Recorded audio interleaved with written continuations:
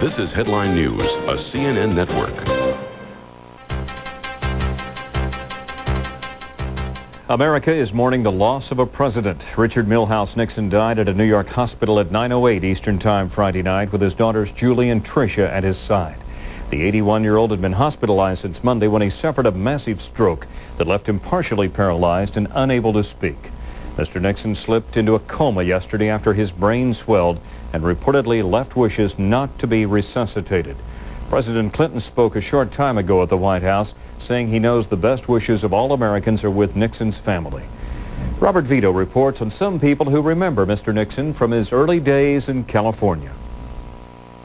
Richard Milhouse Nixon graduated from Whittier College near Los Angeles in 1934. It was there that he met these people, and through the years, in good times and bad, they remained friends. I was so impressed with his desire and enthusiasm and fight. He wasn't anyone that made small talk. You talked about the subject and that was it, and he was on his way. Clint Harris played college football with Nixon. The girl that I dated and Dick Nixon and the girl that he was dating went on a snow trip, wasn't it, Dolores? Yeah, I think so. And as we have both said, we wouldn't have made him ride in the rumble seat if we'd have known he was going to be president. They call Nixon a regular, all-around guy who in college studied harder and worked harder than anyone else. They say he never gave up on anything, even football, when it was clear he was better suited for other things. He would get in maybe for the last 2 or 3 minutes of a game, and when Nixon went in, everybody in the stands just hooped and hollered. Great, he got in. He didn't get in enough to make a letter, but he was always there rooting for everybody. It was Hubert Perry's father who first urged Mr. Nixon to run for Congress and begin his political career. I think he saw in him the same things that we all saw in him, and there was greatness in this young man. And what about Watergate? They all feel Nixon got a raw deal. He had no friends in the political arena at that time, including members of the White House staff who really weren't as loyal to him as they should have been. And so I felt he was had, and I felt bitter about the whole thing. And how do they think history will treat the 37th president of the United States? I'm sure they'll never forget Watergate, but I think they'll also consider him probably one of the greatest international statesmen that we've had this century. I think many, many people have depended on his expertise, and it's going to be missed. Robert Vito's CNN, Whittier, California. More news after a short break, so stay with us. I'm Bob Lozier. A whole day's news every half hour. This is Headline News. He was a student of international affairs. He enjoyed traveling. He was at ease with foreign leaders.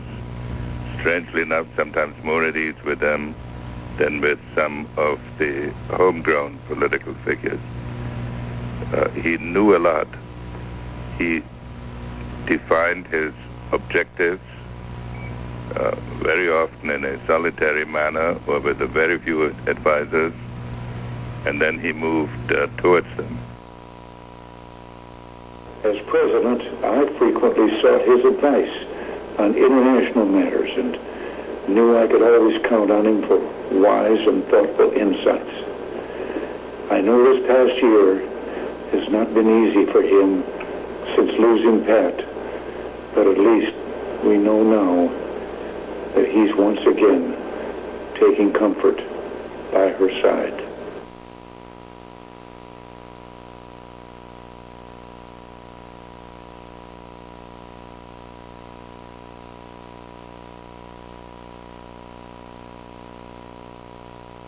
This is Headline News, a CNN network.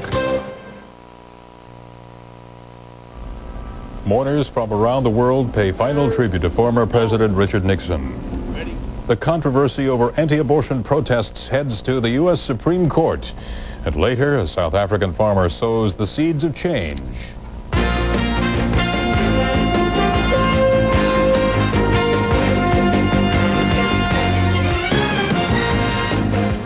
Headline News, I'm David Goodnow. Former President Richard Nixon's being remembered as a man who, quote, achieved greatly and suffered deeply but never gave up.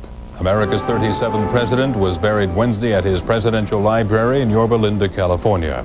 The ceremony was carried out with full military honors, including a flyover by Air Force jets and a 21-gun salute. The 81-year-old Mr. Nixon died Friday after complications from a stroke. More than 2,000 mourners, including his 5 successors, gathered to offer a final tribute. Linda Joyce joins us live from Yorba Linda with more. Linda? David, President Clinton during the funeral asked mourners to look beyond the scandal of Watergate that drove Mr. Nixon from office and judge the former president on his entire life instead. The guns sounded as Richard M. Nixon came home to his final resting place. On the library grounds that hold the farmhouse he was born in 81 years ago, the 37th President of the United States was laid to rest. The service included eulogies from California Governor Pete Wilson, who thanked his mentor for encouraging him to get into politics.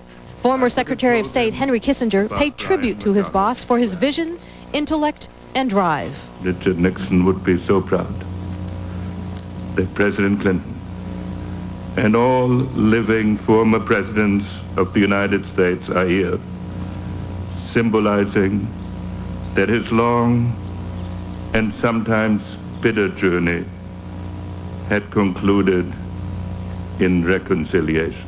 Senate Minority Leader Bob Dole said the American people love a fighter, and in Richard Nixon they found a valiant one. He grew emotional when he talked about his friend. May God bless Richard Nixon. And may God bless the United States. The highest political power turned out for today's funeral to say farewell to a man who spent most of his life in public service.